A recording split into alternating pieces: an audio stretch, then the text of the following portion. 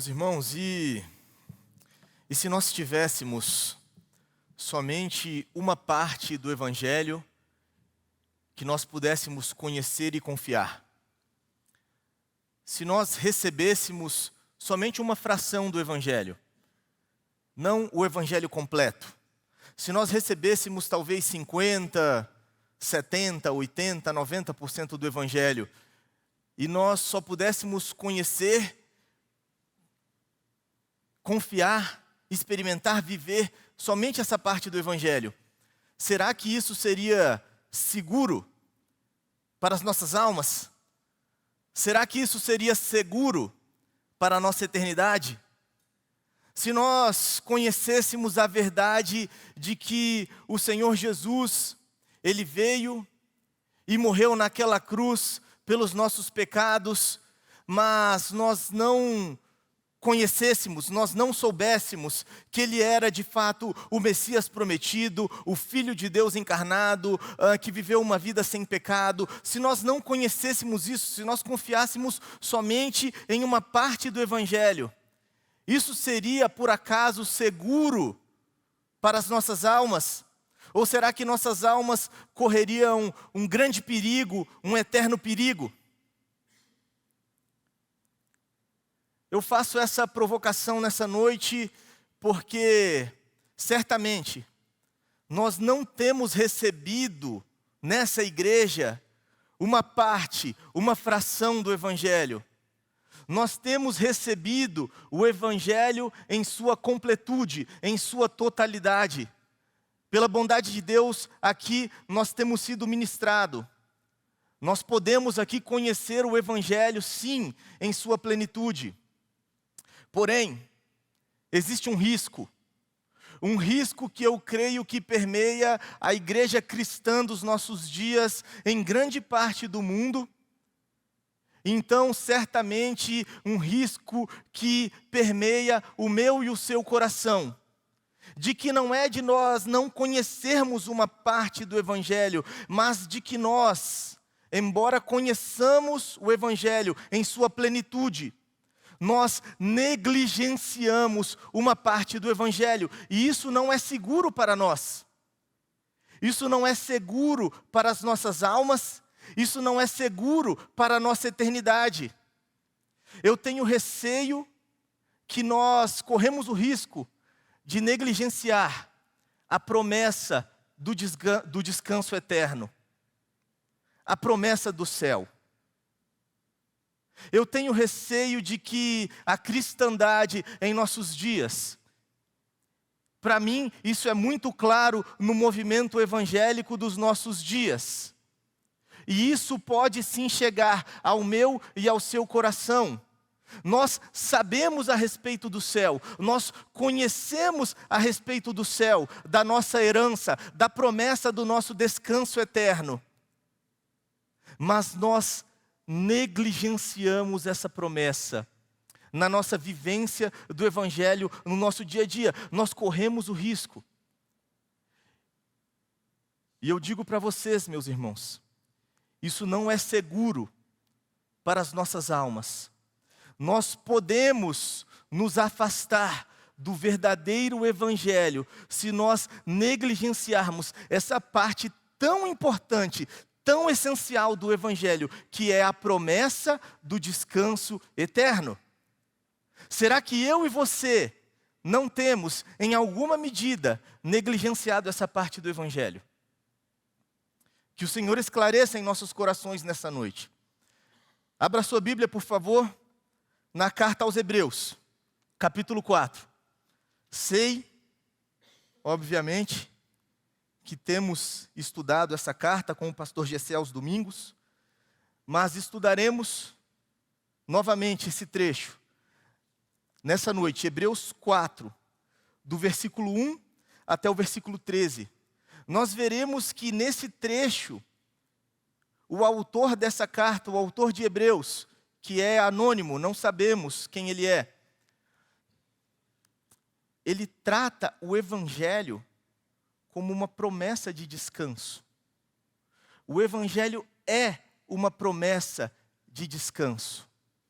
Nós vamos ler capítulo 4, versículo 1 a 13, mas só para contextualizar aqui brevemente, o que nós estamos vendo aqui, o que nós veremos nesse capítulo 4, é o autor de Hebreus fazendo uma exortação, fazendo uma advertência, fazendo de fato uma pregação no Salmo 95, no Salmo de Davi. Desde o capítulo 3, no versículo 7, você pode perceber que o autor ele está citando um trecho do Salmo 95, e ele tem aqui feito exortações, advertências e implicações a respeito do Salmo 95. Ele faz isso em todo o restante do capítulo 3, e ele continua fazendo isso no texto que nós vamos ler nessa noite. E o que o autor está querendo chamar a atenção é exatamente isso, que se nós negligenciarmos esse descanso, nós corremos o risco de nos afastar do verdadeiro Evangelho. Negligenciar o descanso eterno nos fará afastar do verdadeiro Evangelho. Será que eu e você, em nossa caminhada cristã, em nossa aproximação do Evangelho, temos negligenciado esse descanso? Acompanhe comigo, Hebreus 4, do versículo 1 até o versículo 13. Visto que nos foi deixada a promessa de entrarmos no descanso de Deus, que nenhum de vocês pense que falhou, pois as boas novas foram pregadas também a nós, tanto quanto a eles. Mas a mensagem que eles ouviram de nada lhes valeu, pois não foi acompanhada de fé por aqueles que a ouviram. Pois nós, os que cremos, é que entramos naquele descanso, conforme Deus disse. Assim jurei na minha ira, jamais entrarão no meu descanso, embora suas obras estivessem concluídas desde a criação do mundo. Pois em certo lugar, ele falou sobre o sétimo dia nestas palavras: no sétimo dia, Deus descansou de toda a obra que realizara. E de novo, na passagem citada há pouco, diz: jamais entrarão no meu descanso. Portanto, resta entrarem alguns naquele descanso. E aqueles a quem anteriormente as boas novas foram pregadas, não entraram, por causa da desobediência. Por isso, Deus estabelece outra vez um determinado dia, chamando-o hoje, ao declarar muito tempo depois, por meio de Davi, de acordo com o que fora dito antes: se hoje ouvirem a sua voz, não endureçam o coração. Porque se Josué lhes tivesse dado descanso, Deus não teria falado posteriormente a respeito de outro dia. Assim, ainda resta um descanso sabático para o povo de Deus, pois todo aquele que entra no descanso de Deus, também descansa das suas obras, como Deus descansou das suas. Portanto, esforcemo-nos por entrar nesse descanso, para que ninguém venha cair, seguindo aquele exemplo de desobediência. Pois a palavra de Deus é viva e eficaz, e mais afiada que qualquer espada de 2 gumes. Ela penetra até o ponto de dividir alma e espírito, juntas e medulas, e julga os pensamentos e intenções do coração. Nada em toda a criação está oculto aos olhos de Deus. Tudo está descoberto e exposto diante dos olhos daquele a quem havemos de prestar contas. O Evangelho, conforme vemos nesse texto aqui, é uma promessa que chega a nós. Uma promessa de descanso. Uma promessa de descanso eterno na presença do nosso Deus. E nós não podemos nos aproximar do Evangelho, confiar no Evangelho, sendo negligentes com essa parte tão importante, essa parte que traz sentido a toda a mensagem do Evangelho e então às nossas vidas, a promessa do descanso. Mas é possível, meus irmãos. E infelizmente acontece com frequência, e desde já eu admito que acontece com frequência na minha vida, de viver o Evangelho negligenciando a promessa do descanso, negligenciando o céu, a cidade celestial. E pode ser que esse risco aconteça também com a sua vida. E é um risco perigoso, porque vai nos distanciar. Negligenciar a promessa do descanso irá nos distanciar do verdadeiro evangelho. Então, como nós negligenciamos essa promessa? Como nós negligenciamos o descanso eterno? Em primeiro lugar, nós negligenciamos essa promessa quando nos tornamos desatentos. Quando nós tornamos desatentos quanto à nossa própria santidade, quanto à nossa própria conduta, quanto à nossa própria vida, quando nós nos tornamos distraídos a respeito dos nossos próprios caminhos. Ou às vezes nos tornamos muito autoindulgentes conosco mesmos, nos desculpamos muito facilmente na nossa conduta, nos nossos deslizes. Isso significa, quando nós fazemos isso, significa que nós já estamos nos esquecendo de onde nós saímos, para onde nós estamos indo, para qual cidade nós estamos marchando. É uma cidade santa. E a Bíblia diz que o caminho para lá é o caminho da santidade. O impuro não conhecerá esse caminho. A Bíblia diz, o imoral não conhecerá esse caminho. E quando nós nos tornamos desatentos, distraídos, negligentes quanto ao nosso próprio caminho, em outras palavras, quando nós nos tornamos sem temor, sem o temor de Deus nos nossos caminhos. O que esse autor, ele está querendo colocar desde o versículo 1, é temor, atenção para com os seus próprios caminhos. O temor de Deus é o que nos livra de uma vã confiança, de uma confiança vazia no Evangelho e nos empurra para confiarmos, para nos apegarmos firmemente ao Senhor Jesus. De certo modo, isso até é um paradoxo do Evangelho. De que quando nós tememos a Deus, aí que nós estamos seguros. E quando nós estamos muito distraídos, nós temos motivos para temer. O maior exemplo de temor de Deus para mim, a ilustração que eu vejo do temor de Deus nas Escrituras, é quando o povo de Israel está se aproximando do Monte Sinai. Ali, no livro de Números, desde o capítulo 19, Moisés chama o povo para se aproximar do Monte Sinai. Deus agora vai fazer uma aliança, a aliança da lei. Vai revelar os 10 mandamentos para Moisés. E Moisés fala, santifiquem-se. Santifiquem-se porque vocês irão ao monte. Mas quando o povo chega perto daquele monte, ali existe um espetáculo terrível, uma teofania. A presença de Deus está aparecendo naquele monte. Diz que vem ali uma grande nuvem fumegante sobre aquela montanha e começa a haver terremotos e trovões. E o povo treme, e o povo fala, Moisés, nós não podemos nos aproximar desse monte, Moisés. Vai você.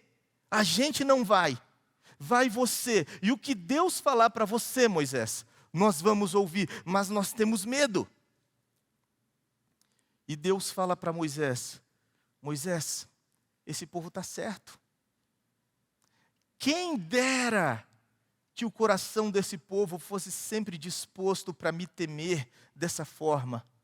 Certamente eles seriam muito abençoados nessa terra para onde eu os estou levando.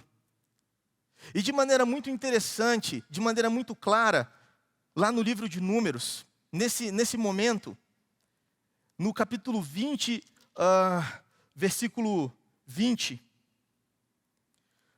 no Êxodo 20, 20, quando o povo está no Monte Sinai, quando o Senhor Deus fala do conceito de temer a Ele, olha o que Moisés responde ao povo, não tenham medo. Olha que interessante. Não tenham medo. Deus veio para isso. Esse monte fumegante. Deus veio para isso, para prová-los. Para quê? Para que o temor de Deus, para que o medo de Deus esteja em vocês. E os livre de pecar. Percebem o paradoxo? Não tenham medo. Deus veio para que vocês tenham medo. Mas esse temor fará vocês andar longe do pecado.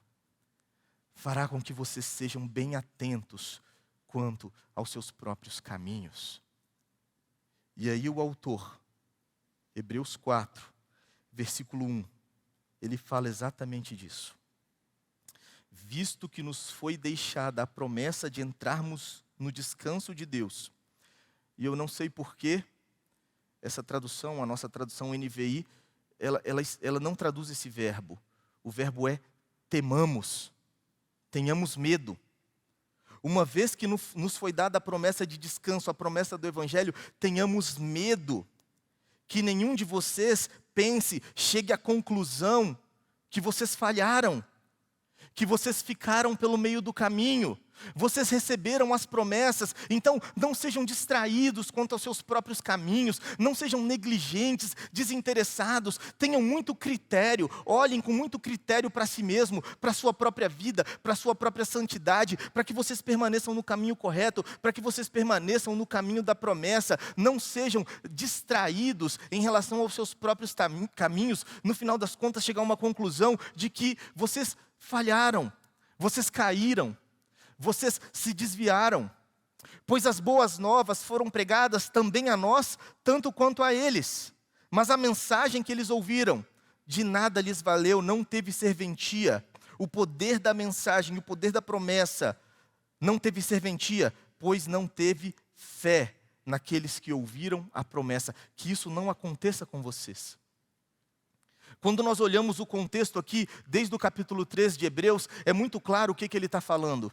Ele está rememorando o Êxodo.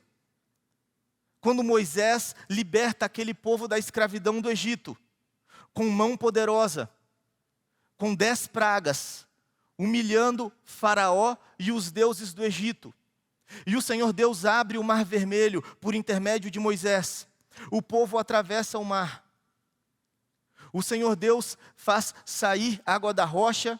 O Senhor Deus faz cair maná do céu. A Bíblia diz que durante aquele deserto escaldante, no calor do dia, o Senhor Deus enviava uma nuvem na presença dele para que o sol não queimasse o povo. Durante a noite, no frio do deserto, o Senhor se revelava como uma coluna de nuvem para aquecer o seu povo. O Senhor cuidava como um verdadeiro pai do seu povo. E chega o momento de entrar em Canaã, o descanso prometido. Moisés envia 12 espias para poderem trazer um relatório sobre a terra. E aquele relatório vem. E 10 dos espias de Israel, à exceção de Calebe e de Josué, o que eles dizem? O Senhor Deus mentiu para nós. O Senhor Deus não nos ama. O Senhor Deus nos levou para uma verdadeira armadilha. A terra é muito boa, mas o povo que vive lá são gigantes. Eles vão nos destruir, eles vão nos destroçar. Nós não temos chance com aquele povo. É óbvio que Deus não nos ama, é óbvio que Deus mentiu. Deus nos conduziu para uma grande armadilha e diz que aquele povo começou uma rebelião e que aquele povo começou a colocar sobre si líderes, capitães, para trazê-los de volta para o Egito. Vamos voltar para o Egito, vamos voltar para a escravidão do Egito, porque Deus mentiu, porque a promessa de Deus é mentirosa. E somente Josué e Calebe falaram, não, vamos confiar em Deus. E nesse contexto, nessa incredulidade terrível, o Senhor Deus jura, de maneira nenhuma, eu jurei na minha ira, de maneira nenhuma, eles vão entrar na terra prometida, no meu descanso. E nós conhecemos a história. Durante 40 anos, aquele povo ficou rodeando o deserto até morrer. Toda aquela geração, nenhum daqueles rebeldes pôde entrar no descanso, mas eles receberam a promessa. Eles atravessaram o Mar Vermelho. Eles tiveram experiências com Deus, e é disso que o autor está falando. E aí no versículo 13 ele diz, pois somos nós, os que cremos no tempo presente, continuamos confiando, num presente contínuo, é que entramos naquele descanso. Entramos, eu sei que aqui no português tem uma ambiguidade. Será que ele está falando no presente ou no passado? Nós já entramos ou nós estamos entrando? Mas na língua original está claro que ele está falando de um presente contínuo. O autor aqui está fazendo um paralelo com a marcha daquele povo. Inclusive, existe uma preposição aqui que dá a ideia de entrar em um lugar. Literalmente, então, é como se ele estivesse dizendo aqui: nós os que cremos, somos os que estamos entrando para dentro daquele descanso. Assim como aquele povo estava marchando para uma terra prometida, para um descanso prometido, o autor de Hebreus diz para nós, os que confiamos, permanecemos confiando, estamos entrando para dentro de um descanso prometido por Deus. Mas cuidado, existe uma advertência. Alguns receberam essa mesma promessa, alguns tiveram experiências profundas com Deus, mas falharam. Caíram no meio do caminho e receberam um julgamento terrível do Senhor. O Senhor prometeu na sua ira: não entrarão no seu descanso. Portanto, visto que nos foi deixada essa promessa, qual é a atitude esperada pelo Senhor? Distração? Negligência? Viver a vida de qualquer maneira? Não. Tenhamos muito critério quanto a nós mesmos, quanto à nossa fé, a nossa perseverança, a nossa conduta, a nossa santidade. Saibamos com muita prudência de onde saímos, para onde estamos marchando. Eu não sei se você se lembra, meu irmão, é o mesmo argumento que Paulo usa na igreja dos Coríntios, em 1 Coríntios 10. Ele fala da mesma experiência que esse povo teve. Em 1 Coríntios 10, ele diz que isso foi escrito para nós. 1 Coríntios 10, ele diz: eu não quero, irmãos, que vocês ignorem, que vocês sejam ignorantes com o fato de que os nossos pais estiveram sob a nuvem no deserto. Todos passaram pelo mar, o mar vermelho. Todos eles em Moisés foram batizados na nuvem e no mar. Comeram do mesmo alimento espiritual, o maná. Beberam da bebida espiritual, pois bebiam da rocha que os acompanhava, e essa rocha era Cristo. Contudo, Deus não se agradou da maioria deles. Por isso, os seus corpos ficaram espalhados pelo deserto. O versículo 11. Essas coisas aconteceram a eles como exemplos para nós. Foram escritas como advertência para nós, sobre quem tem chegado os fins dos tempos. Assim, aquele que julga estar firme, cuide-se para que não caia. Temor, prudência. A promessa do descanso chegou a eles, mas eles se tornaram negligentes. E na sua negligência, se tornaram incrédulos. Na sua distração, endureceram o seu coração, não permaneceram confiando até o fim. O temor é o que nos empurra para o verdadeiro evangelho. O temor é aquilo que nós sentimos diante da presença de um Deus santo, diante da palavra de Deus que revela para nós mesmos os nossos próprios caminhos, a nossa própria miséria, a nossa própria sujeira, e nós não vemos outra alternativa senão correr para a cruz de Cristo e permanecer abraçado, confiante, alicerçado somente na graça, na fé no Senhor Jesus, e não com uma vã confiança, distraídos na nossa própria vida, sem critério, sem sondar o coração, sem provar a si mesmo, distraído. É disso que o autor está falando. Temam. Não estejam desatentos.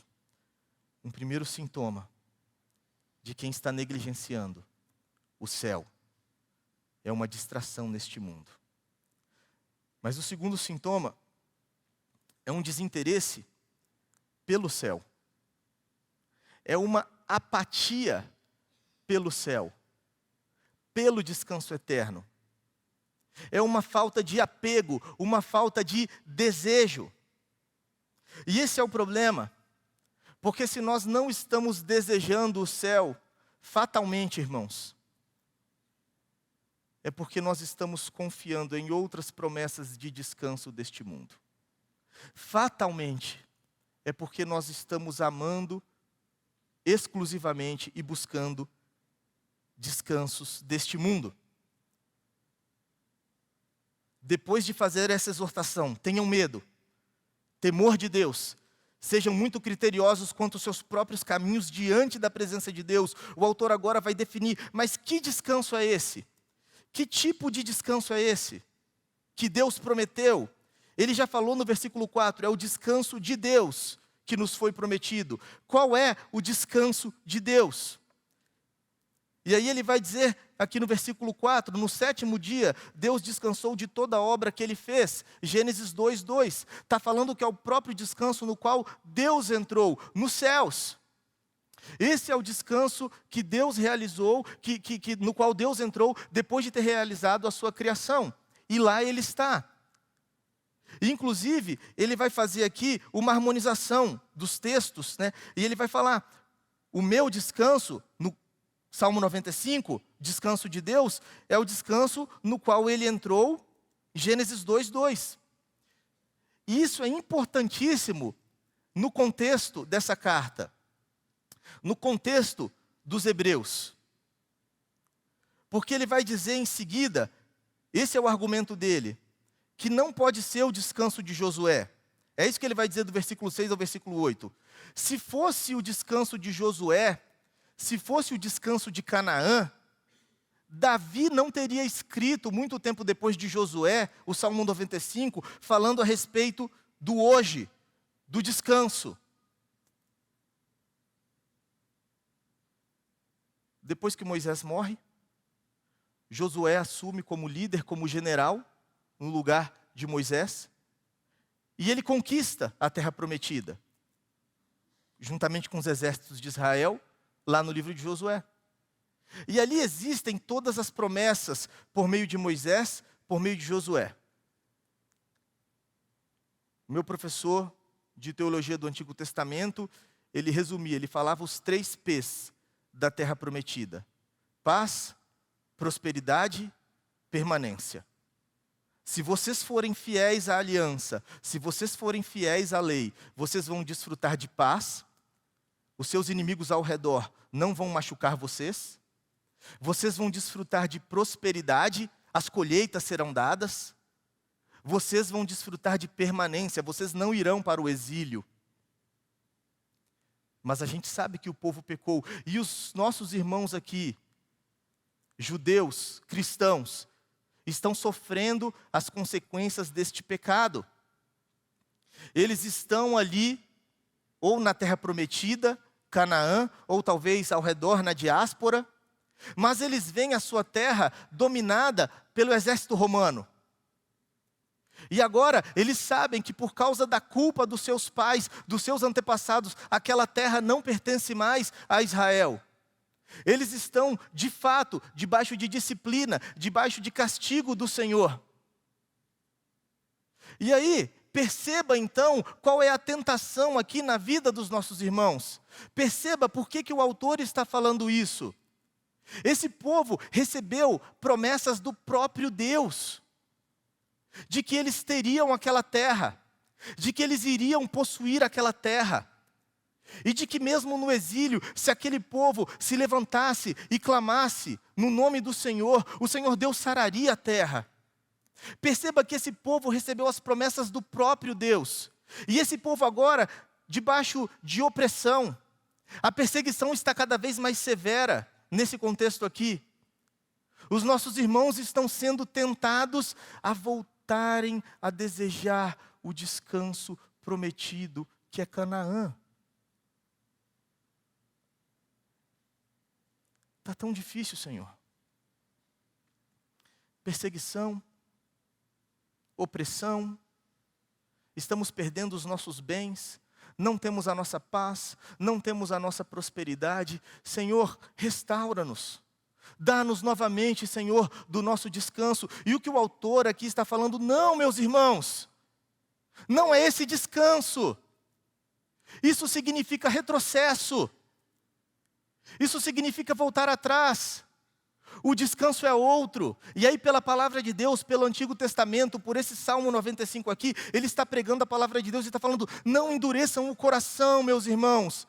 Não voltem atrás, não se trata da terra de Canaã. Deus prometeu para vocês um descanso eterno. Deus prometeu para vocês o seu próprio descanso, alegria eterna na presença dEle. Não voltem atrás, não desejem aquilo que passou.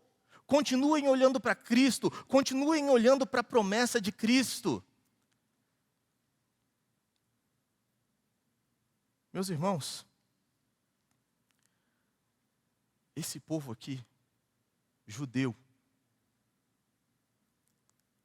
ele teria muito mais motivo que eu e você para se apegar, desejar, buscar um descanso terreno, um sossego terreno, uma paz, uma prosperidade, uma permanência, uma tranquilidade, uma zona de conforto. Em momentos difíceis que eles estão sofrendo.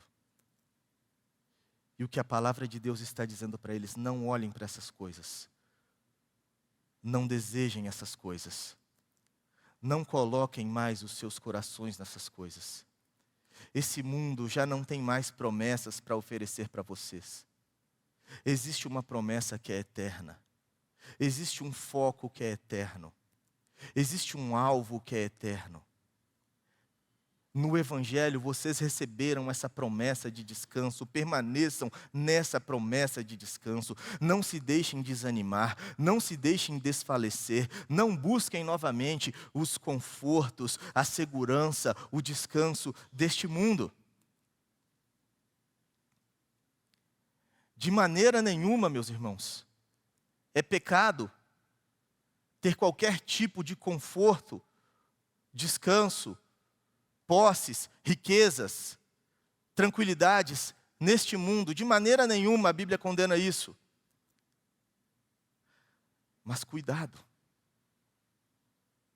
Na medida em que essas coisas sufocam em nosso coração o desejo, o apego, o amor pelo descanso eterno, nós corremos o risco de nos distanciar do verdadeiro Evangelho. Seja a posse dessas coisas, seja a ausência dessas coisas. Os nossos irmãos estão começando a lutar com a ausência dessas coisas. Agora que eles receberam o Senhor Jesus como seu Salvador, eles estão cada vez mais em aperto, está ficando cada vez mais difícil. O livro de Hebreus vai dizer que muitos deles foram expoliados dos seus bens, muitos foram presos, eles estão enfrentando cada vez mais o calor da perseguição, e eles estão sendo tentados. Se nós voltarmos para a fé de Moisés, nós podemos esperar ainda um descanso neste mundo, e o que o autor está dizendo: não deseje isso, olha o tamanho do descanso, da promessa que vocês têm. É esse tipo de fé no Evangelho que vocês precisam nutrir no seu coração. Vocês têm um descanso eterno, maravilhoso, o descanso do próprio Deus. Está prometido para vocês. Essa é a fé do Evangelho. O próprio autor de Hebreus, no capítulo 11, quando ele vai definir o que é fé. O que é fé? Ora, a fé é a certeza daquilo que esperamos. Olha a esperança eterna. A fé é a certeza daquilo que esperamos. E a prova das coisas que não vemos. Não esperem o descanso palpável deste mundo. O apóstolo Paulo diz: nós não caminhamos por aquilo que nós vemos. A nossa fé é uma certeza de um descanso, de uma promessa, de uma herança muito mais real, porque aquilo que nós vemos é temporário, mas o que nós não vemos é eterno. E a fé é essa certeza na qual nós já nos apegamos. Nós não aguardamos a nossa herança, o nosso prêmio, o nosso descanso deste mundo. A nossa fé é uma certeza, é uma prova de que o descanso que está por vir é muito maior do que aquilo que os nossos sentidos podem contemplar. É muito mais real, porque o que os nossos sentidos contemplam é temporário. Vai passar, mas o que nossos sentidos não contemplam, mas nós aguardamos pela fé, é eterno, é incorruptível, é desejável. versículo 11:6 diz: sem fé é impossível agradar a Deus, pois quem dele se aproxima precisa crer, confiar que ele existe e que recompensa aqueles que o buscam. Recompensa, herança eterna. O versículo 13: todos estes que viveram pela fé, esses grandes homens, Abel, Enoque, Noé, Abraão, todos esses, eles viveram pela fé, versículo 13, e morreram sem receber a promessa. Viram de longe, e de longe o saudaram, reconhecendo que eram estrangeiros e peregrinos na terra. Os que assim falam, testemunham dessa forma, eles demonstram que estão buscando uma pátria. Se estivessem pensando naquela de onde saíram, teriam oportunidade de voltar. Em vez disso, ao contrário, não. Eles esperavam uma pátria melhor, isto é, a pátria celestial. E por causa disso, Deus não se envergonha de ser chamado o Deus deles e lhes preparou uma cidade. É isso que esse autor, que esse apóstolo está querendo cultivar no coração desses irmãos. Eles teriam todo motivo para voltar a desejar: Senhor, está tão difícil. Senhor, está tão sofrido. Senhor, cadê as suas promessas? Cadê a prosperidade, Senhor? Cadê o conforto, Senhor? Cadê? Cadê, Senhor? Vocês têm uma promessa muito maior. Vocês têm um descanso diante de si. Continuem olhando para lá, desejando, confiando na promessa do Evangelho. Aquele que entra no descanso de Deus também descansa das suas próprias obras, como Deus descansou das suas próprias obras.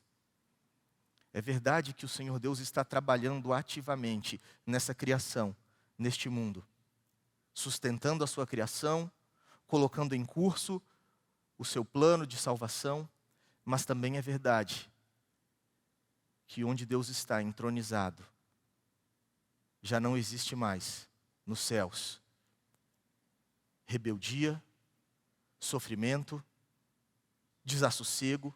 O Senhor Jesus orou: seja feita a sua vontade aqui na terra, como já está sendo feita nos céus. O descanso de Deus, onde Deus chama para si todo aquele que recebe essa promessa.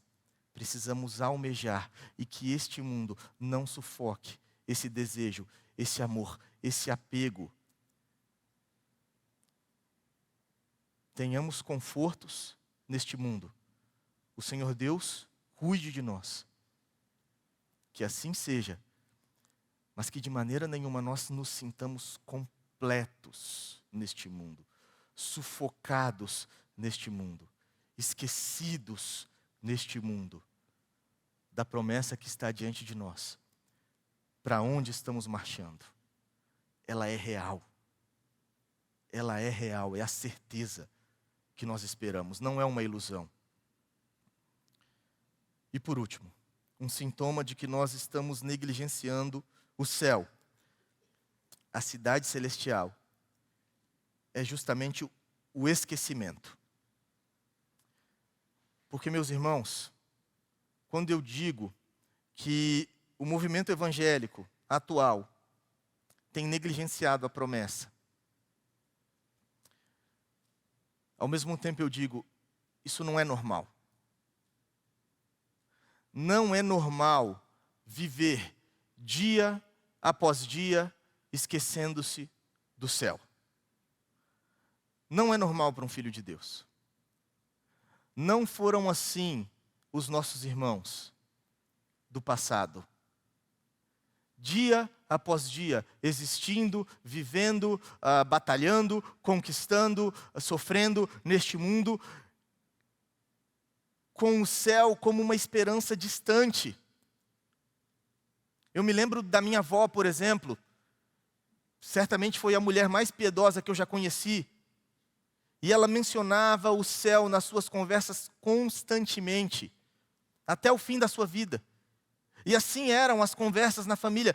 Era o céu, era a esperança eterna, era a volta de Cristo. Não é normal vivermos no imediatismo. Não é normal vivermos um evangelho simplesmente imediatista. Não é saudável. Estamos negligenciando uma parte importante do evangelho. E aqui o autor, então, ele vai concluir. Ele diz, portanto, a conclusão da advertência que ele está fazendo aqui, baseada no Salmo 95. Assim jurei na minha ira, não entrarão no meu descanso. Se hoje ouvirem a minha voz, a sua voz, não endureçam o coração. Portanto, esforcemo-nos por entrar nesse descanso, para que ninguém venha cair seguindo aquele exemplo de desobediência. Esse verbo aqui, essa ordem, esforcemo-nos, é a ideia de estar ansioso, é a ideia de ter esse foco em mente, de viver com esse foco, que esse seja o meu alvo, que esse seja o meu objetivo. E diante disso, tendo esse objetivo, essa palavra que eu preguei, como que dizendo isso, Salmo 95, é a palavra de Deus. Pois a palavra de Deus, olha os atributos dela, é viva. Não é uma palavra morta, não é uma letra morta. É viva. O Senhor Deus está ativamente falando por meio da sua palavra hoje. O que nós vemos na palavra de Deus, como o Senhor Deus tem prazer em magnificar o poder da sua palavra. Deus está falando hoje, não é uma letra antiga, não é uma letra morta, é a palavra viva. Deus está falando agora por meio da sua palavra, ela é viva. Ela é poderosa. Deus faz todas as coisas por meio da sua palavra. Isso que nós vemos nas Escrituras, ela é poderosa. Ela é cortante, ela é mais afiada do que qualquer espada de 2 gumes. Ela penetra no íntimo da nossa alma. Todos esses atributos da palavra, para quê? Para falar do seu objetivo. O que ela faz? Ela julga os pensamentos e as intenções do coração. Porque nada está em toda a criação oculto aos olhos de Deus. Tudo está descoberto, exposto, nu, diante dos olhos dele, a quem havemos de prestar contas. Havemos de prestar contas.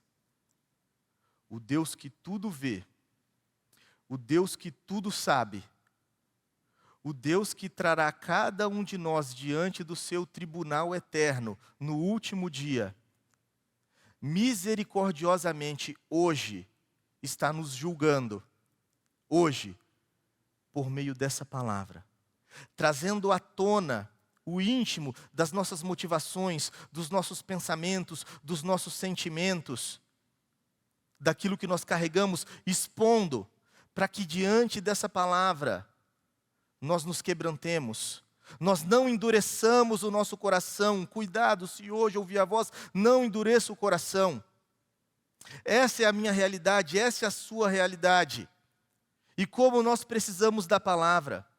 Todos nós estamos neste mundo com várias promessas de descanso, com várias seduções, vários convites, e que tentam ganhar o nosso coração e que muitas vezes conseguem vantagem sobre nós. E o Senhor Deus misericordiosamente nos chama, e nos chama por meio da sua palavra, e diz: oi, lembre quem você é, lembre de onde você saiu, lembre para onde você está indo, quebrante o seu coração, não se apegue a este mundo, você já está desvinculado deste mundo, você já está colocado num reino eterno, é para lá que você está marchando, e é isso, esse é o esforço, esse é o foco que ele está dizendo aqui.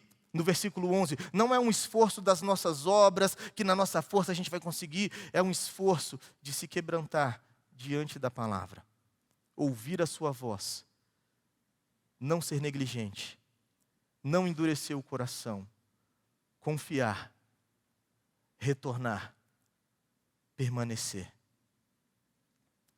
Se vamos permanecer, relembrando da promessa do descanso eterno, não será pelo nosso próprio esforço mental, pela nossa imaginação. Será pelo poder de julgar e convencer da própria palavra de Deus. Ele está falando para pessoas que já receberam o Evangelho, que já ouviram essa palavra. Mas ele salienta, é hoje. Escute hoje. Quebrante-se hoje. Permaneça hoje. Aquele que já recebeu a palavra, um dia, precisa continuar recebendo essa palavra todos os dias. Que esse texto nos lembra, nos ensina, é que o Evangelho é uma promessa de descanso. E nesse descanso, nós devemos permanecer até o fim. Está diante de nós. Não nos tornarmos desatentos, desinteressados, esquecidos, mas andarmos em temor, em desejo, em apego pela palavra, nos quebrantando, nos lembrando onde está a nossa identidade, onde está a nossa cidadania, para onde estamos indo. Vamos orar?